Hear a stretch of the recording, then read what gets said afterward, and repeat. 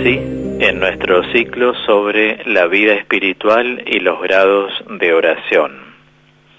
Y dentro de lo que es la vida espiritual, estamos analizando, como les decía antes de irnos a la primera pausa musical, lo que es la experiencia religiosa.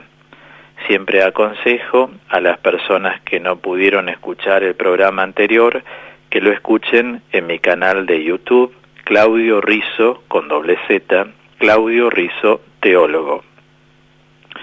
Y así van a poder concatenar bien cada parte siempre de lo que estamos tratando, ¿verdad? Quisiera darle en primer lugar una mirada psicológica a lo que es la experiencia religiosa.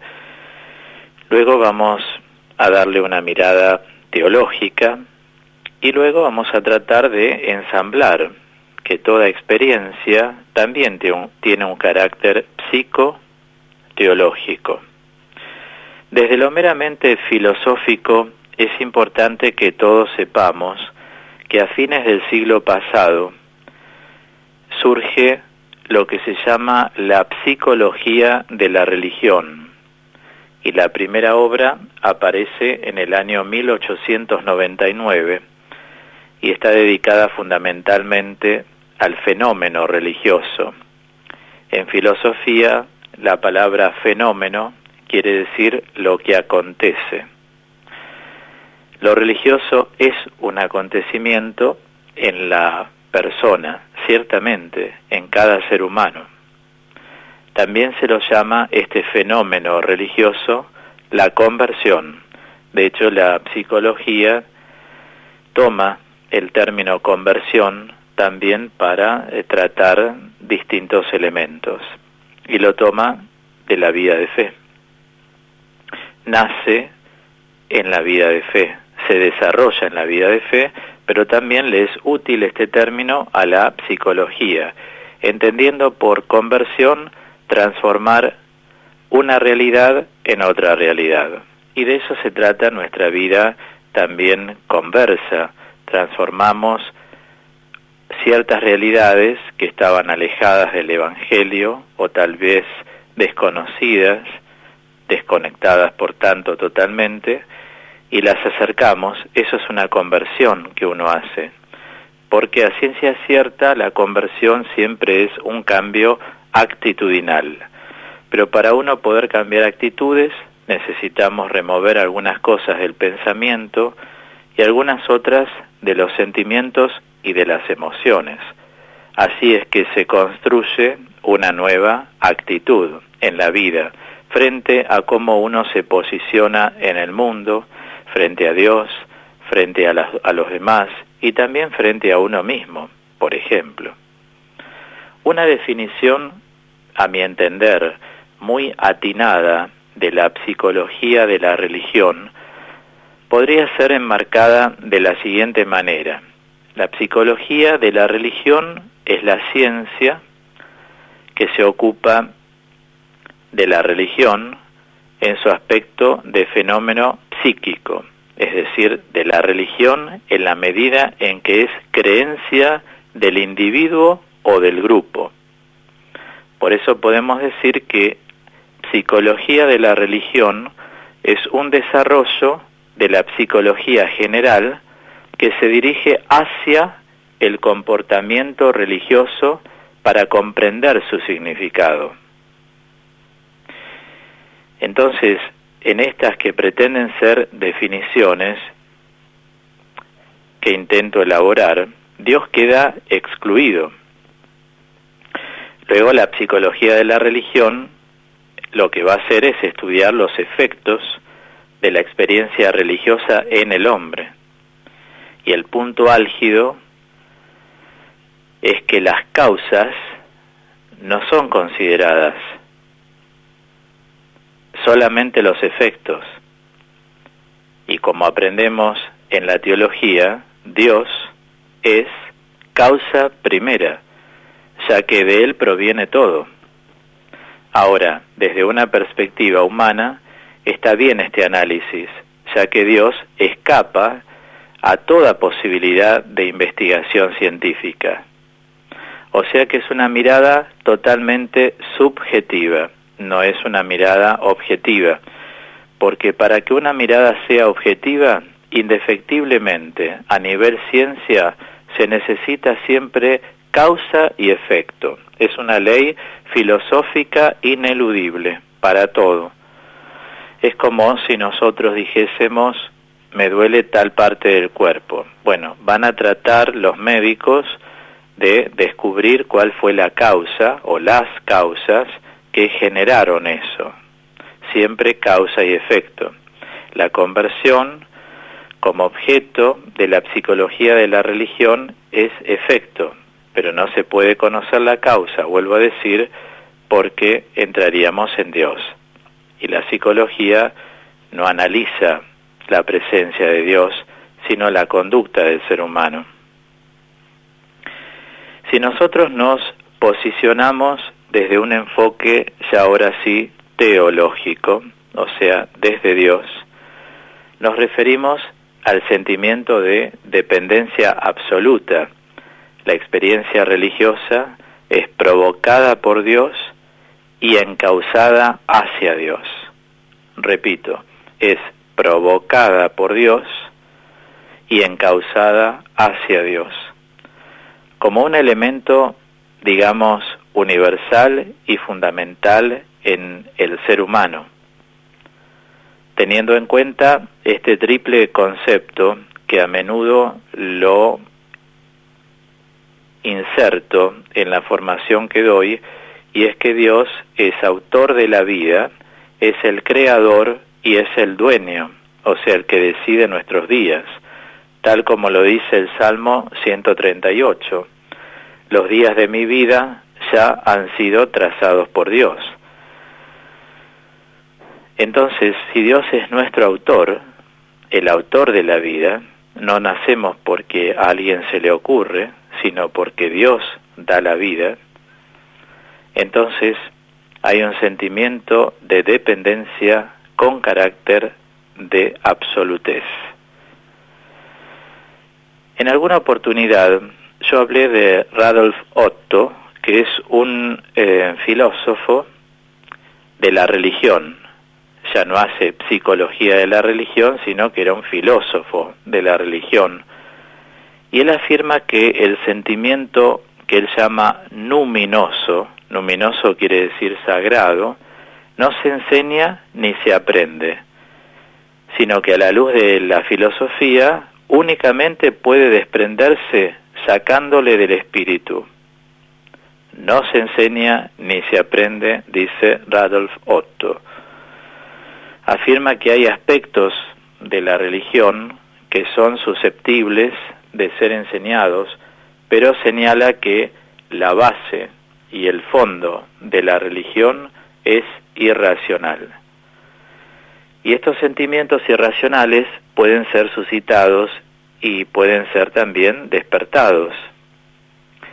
Por eso, el sentimiento luminoso, nos va a aportar Otto, palpita mucho más, pues, dice él, en la grave actitud, en los ademanes, en el tono de voz, en el semblante, en la expresión de insólita importancia del acto, en el solemne recogimiento y devoción de la comunidad orante, que en todas las palabras y denominaciones negativas que hasta ahora hemos encontrado. Todo esto conlleva que solo es posible un análisis psicológico de nuestra vida interior si uno posee el don de la fe. Es Dios, siempre es Dios quien actúa en nosotros.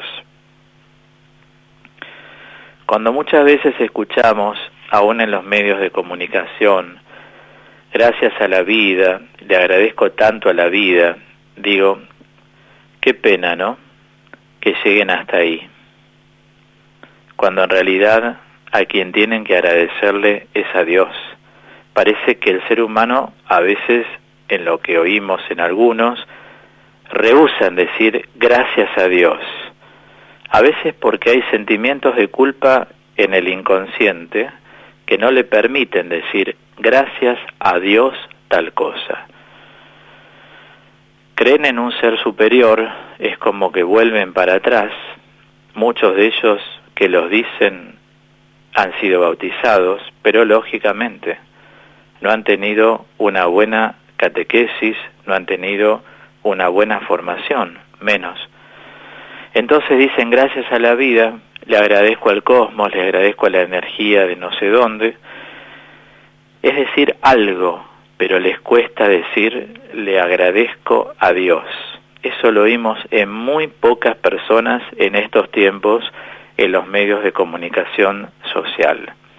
A veces lo dice la gente muy sencilla que habla por radio, a veces lo dice gente de deportes, ¿no? Y otros que son conductores o conductoras de radio o televisión hablan con esos términos de que le agradecen a la vida.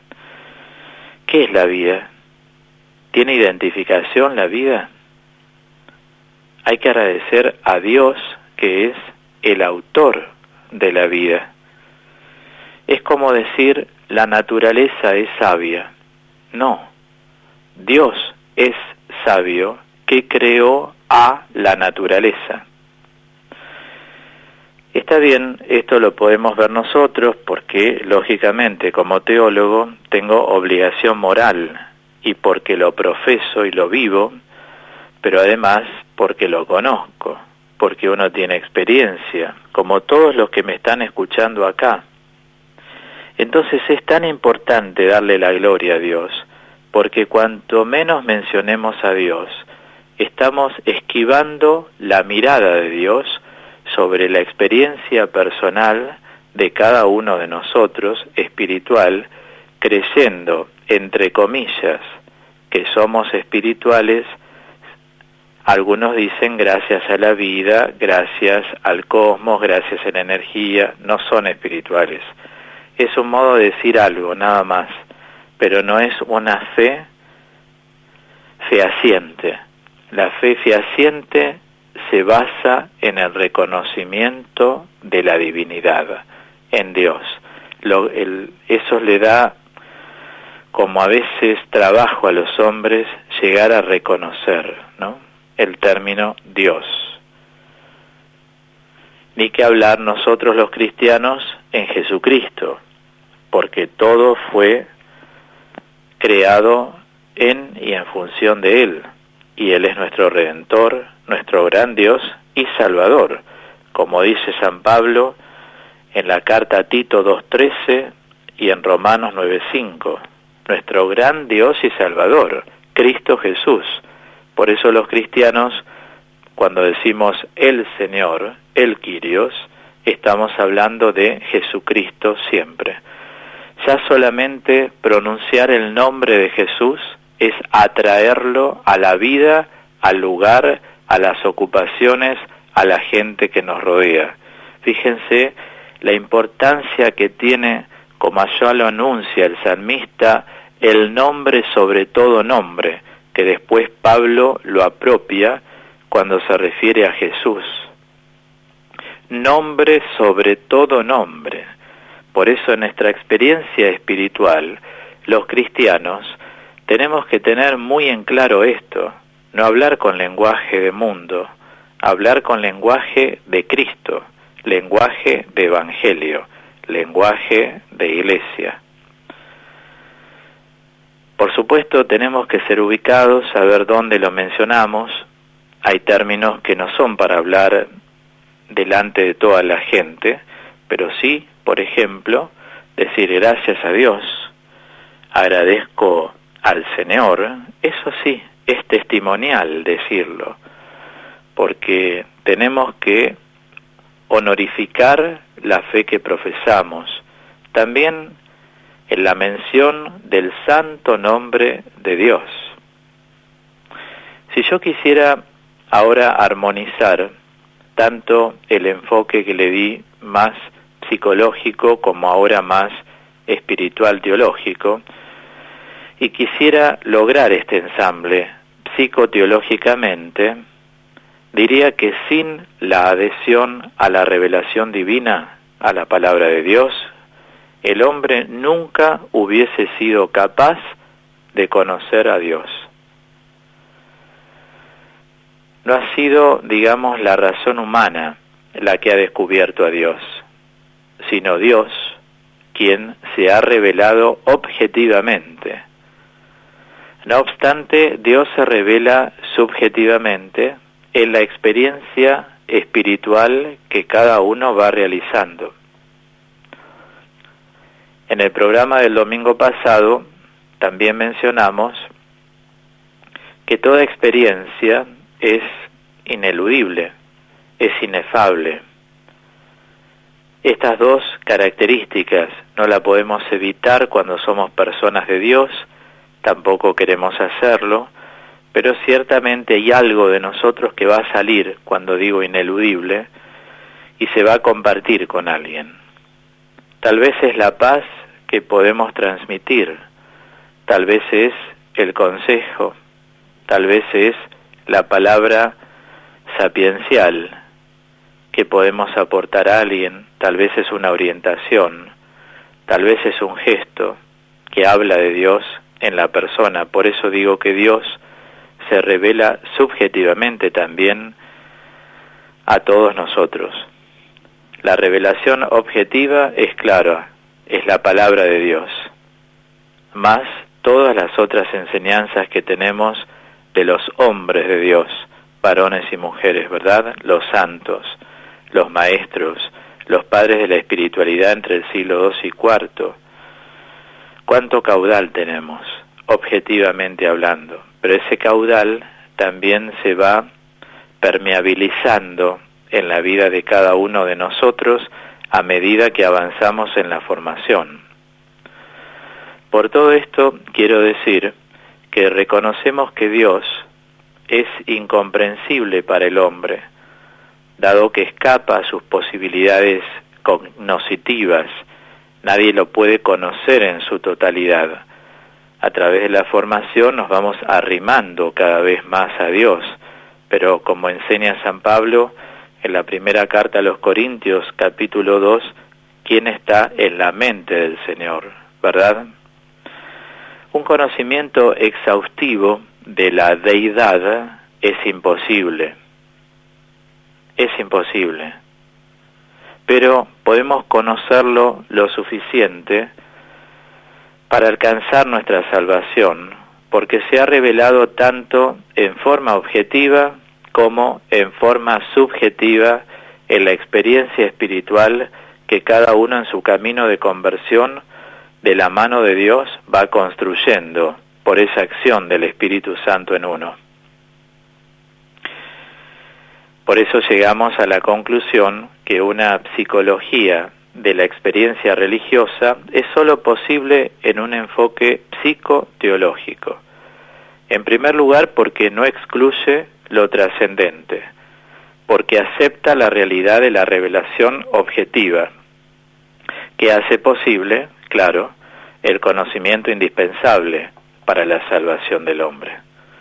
Y en segundo lugar, porque tampoco excluye lo inmanente, o sea, lo que hay en Dios y lo que hay en uno. La persona que tiene una experiencia espiritual sabe que Dios es en sí y que permanece en sí como Trinidad, y a su vez se revela al hombre. Digo, se va dando todo un camino, todo un itinerario, todo un proceso cargado de etapas. Hay un pasaje muy iluminativo, en mi opinión, en el que se conjuga la revelación objetiva a la que me estoy refiriendo con la revelación subjetiva. ¿Saben cuál es? La carta a los Romanos 8:16. Así enseña San Pablo: el mismo Espíritu se une a nuestro espíritu para dar testimonio de que somos hijos de Dios. Ahí está. El mismo Espíritu se une a nuestro espíritu para dar testimonio de que somos hijos de Dios. El verbo griego que investigué en el texto griego, o sea, el interlineal, es sumarturain, que quiere decir, al traducirlo del original, dar testimonio junto con. Por eso acá dice el mismo espíritu, repito, se une a nuestro espíritu para dar testimonio de que somos hijos de Dios. Pero fíjense, sumarturain, dar testimonio junto con. Ven que se une la experiencia de la revelación objetiva y la subjetiva, siempre en una misma experiencia espiritual. Además de la intervención del Espíritu Santo, que sería la revelación objetiva trascendente, en cada uno de nosotros está lo que se llama el imago Dei, o sea, la imagen de Dios, que aunque se encuentra desdibujada muchas veces por causa del pecado, no ha sido aniquilada. Recordemos, como explicaba en nuestras reflexiones el viernes pasado, les mando un saludo a las hermanas de Don Orione que me están escuchando, a quienes les prediqué un retiro espiritual en la casa provincial. Es muy importante saber que nunca perdemos la gracia. La gracia puede disminuir por causa del pecado en nosotros, pero Dios quiere mantenernos siempre en alianza.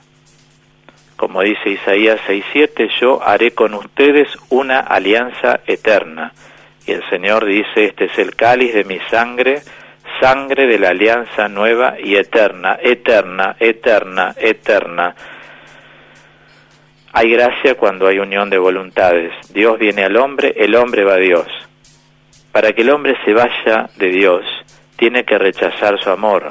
Es lo que llamamos el pecado contra el Espíritu Santo, que la Escritura dice es el único pecado que Dios no perdona. ¿Y en qué consiste? En rechazar el amor de Dios. ¿Ven cómo Dios nos quiere en alianza? A pesar de que se desdibuje muchas veces la imagen de Dios por causa de nuestros desórdenes en el pensamiento, en los sentimientos, en las emociones, en las palabras, en las actitudes, Dios quiere estar en alianza con nosotros. Por eso siempre glorifiquemos eso de que fuimos redimidos. Nosotros somos redimidos. Significa que el poder del pecado nunca podrá con nosotros, porque Dios está en nosotros. Se desdibuja por momentos. La intensidad de la gracia puede oscilar. Sin embargo, Dios está con nosotros, como lo dice San Pablo. Y si Dios está con nosotros, ¿quién contra? ¿Saben?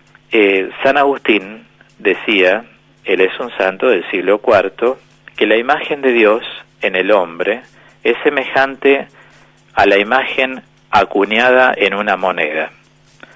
Con el uso se gasta, dejamos de verla, pero está allí porque forma parte de la moneda. Este argumento plasma lo que acabo de explicarles de la gracia. Ahora, en el lenguaje psicológico es lo que algunos psicólogos sostienen como la ley de completamiento. Esto es, el hombre responde a la revelación objetiva de Dios, pero también siente dentro de sí mismo la necesidad de completamiento. Todos necesitamos completarnos.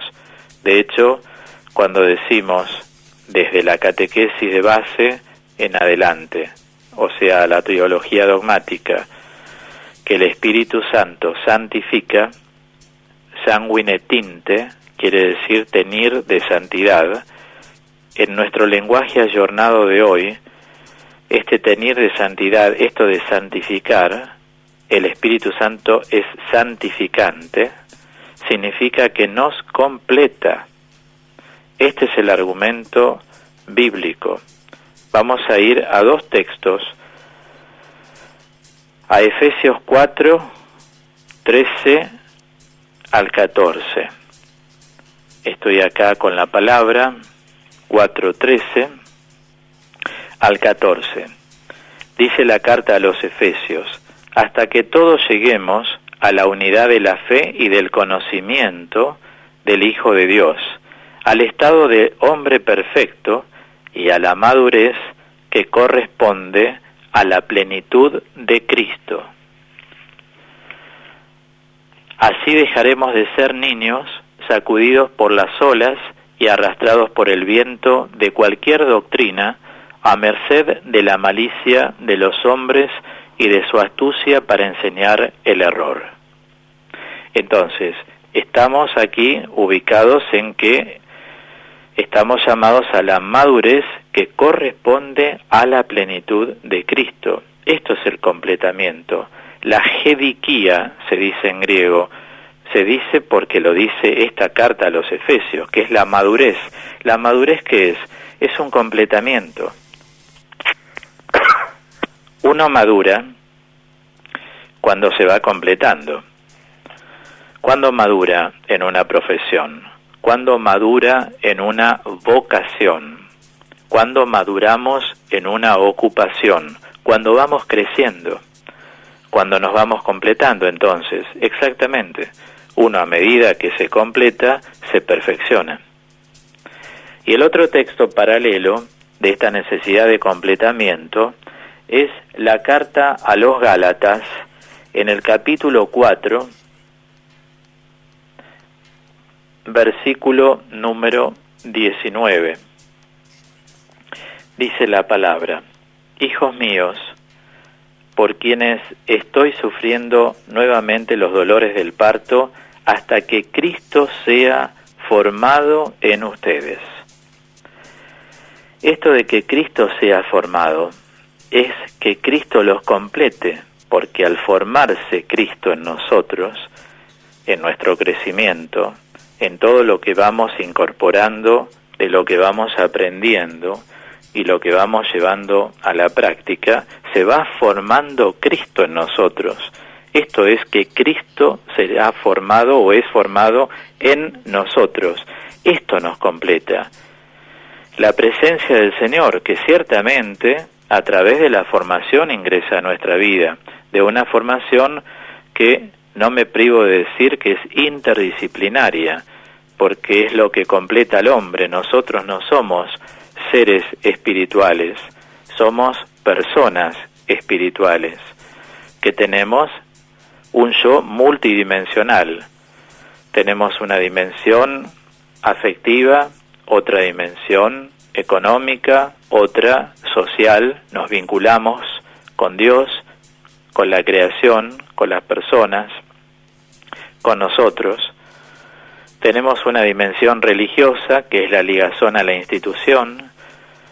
Tenemos una dimensión nocional, nos movemos de acuerdo con lo que pensamos y pensamos según lo que conocemos. ¿Se entiende lo que digo, no? Según conocemos, pensamos. Tenemos una dimensión espiritual, que es la capacidad de trascendencia y lo que Dios va generando en el jardín del alma. Él hace crecer a través de las semillas que a través de la formación recibimos, van creciendo y desarrollándose esas semillas en nuestro interior, y por eso vamos completándonos en el conocimiento de Dios. Por eso, cuando hablamos de experiencia espiritual, tenemos siempre que tener presente que estamos hablando de algo muy serio, y de que una experiencia espiritual no es un mero sentimiento emocional religioso.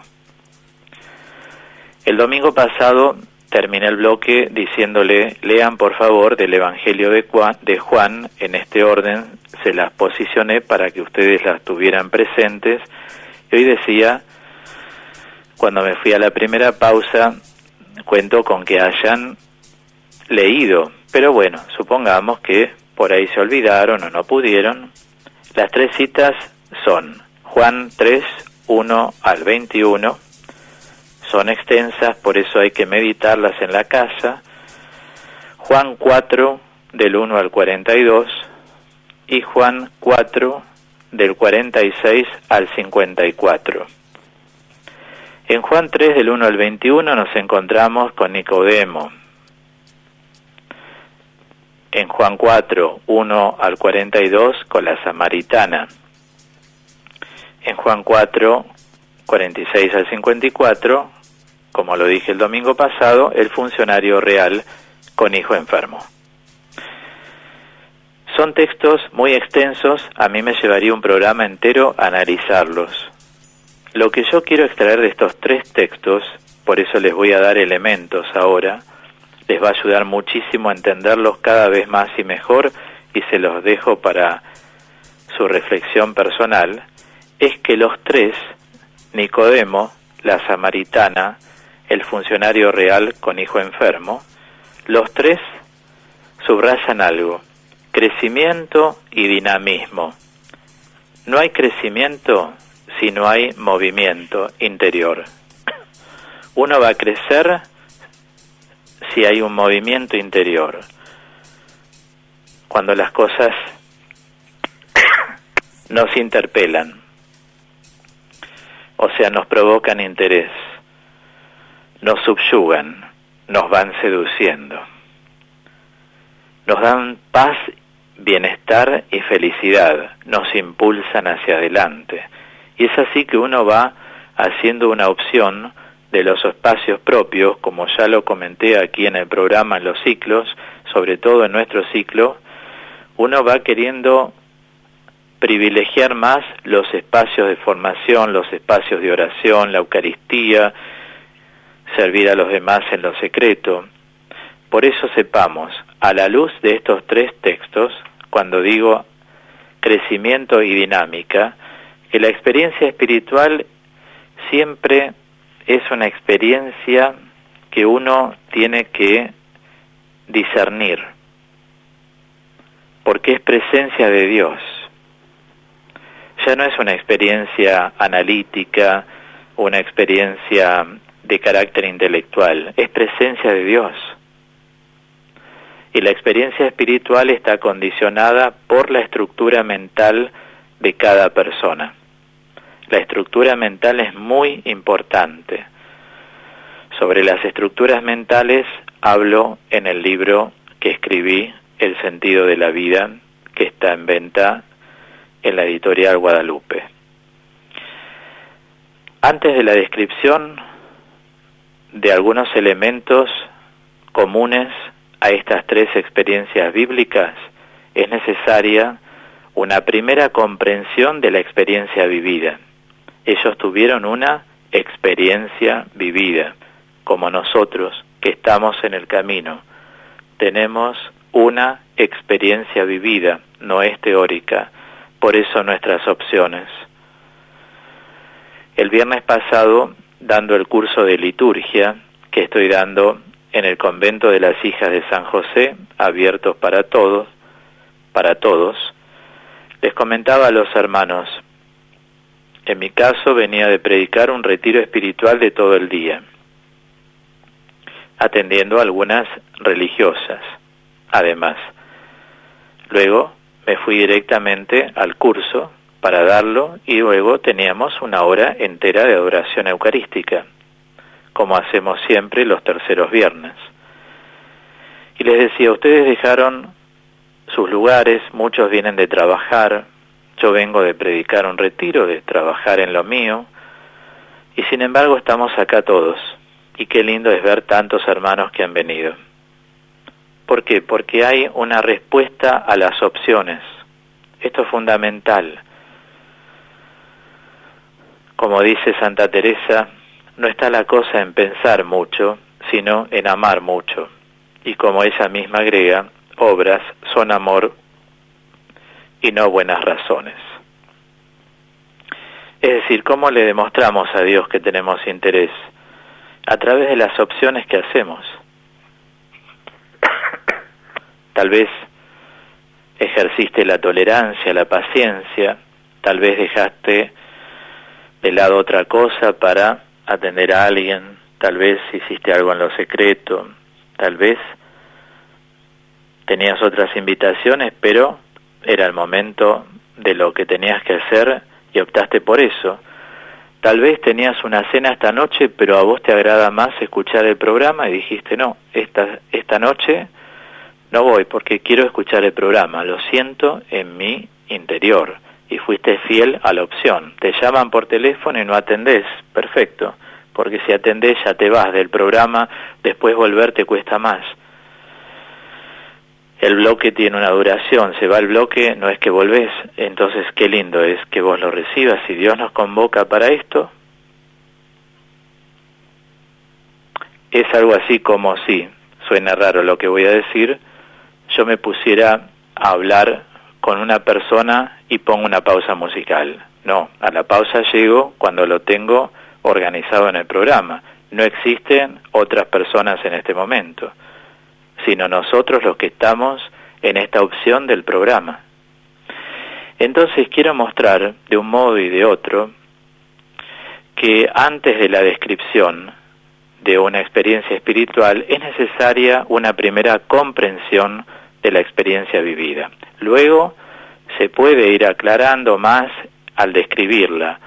El estado afectivo del sujeto también pesa sobre la descripción y la comprensión. Cómo uno está.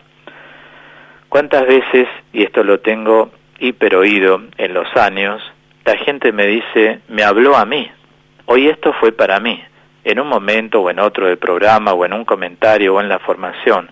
Tiene mucho que ver con cómo está uno hoy, por lo que está pasando hoy. Forma parte también del estado afectivo una buena experiencia espiritual.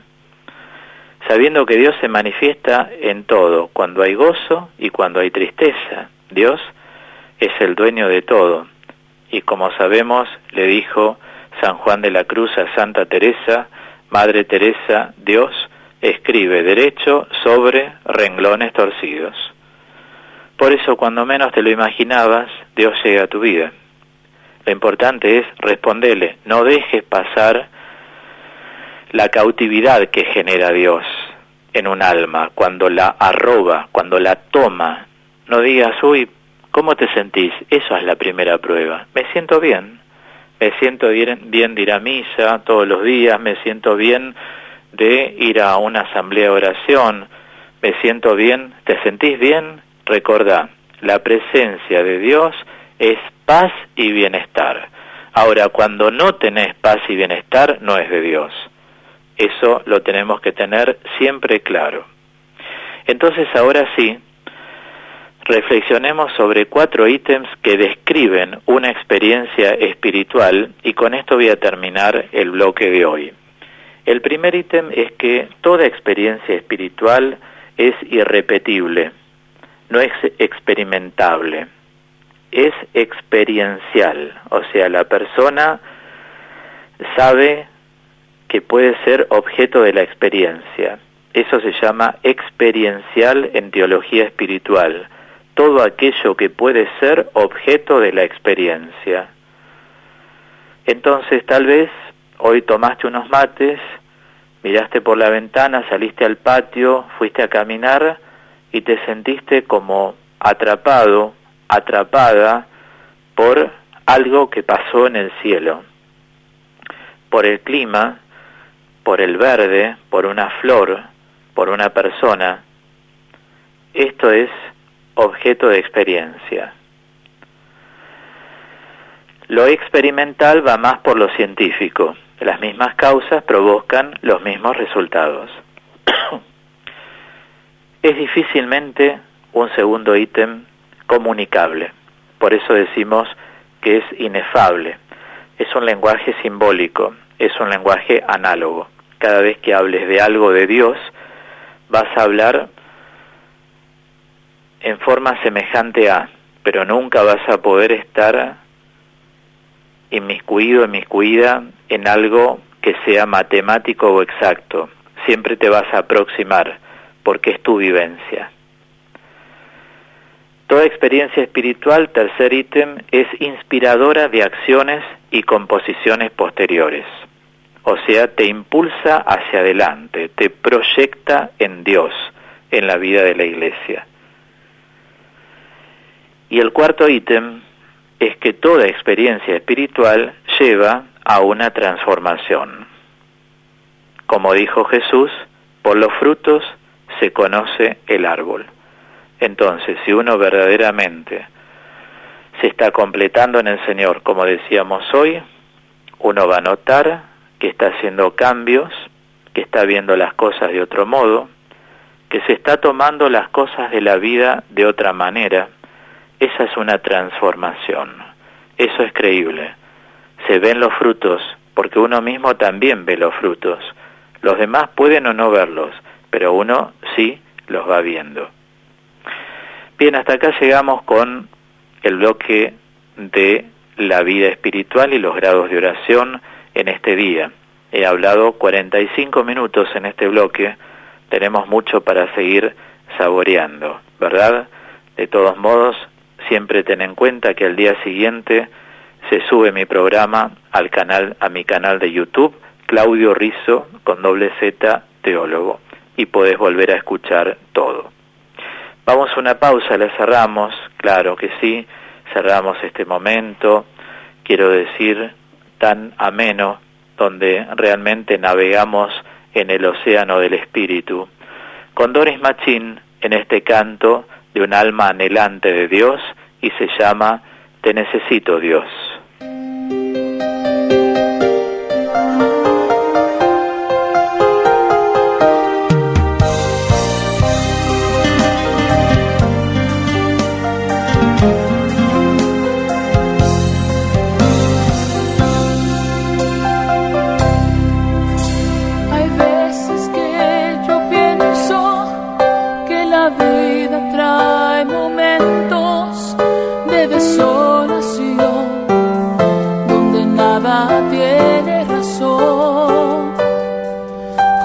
Lluvia en el verano o la sonrisa de un hermano, necesito ese aliento, un refrigerio. Como el ave busca su nido o la flor un gran rocío, necesito ese aliento, te necesito.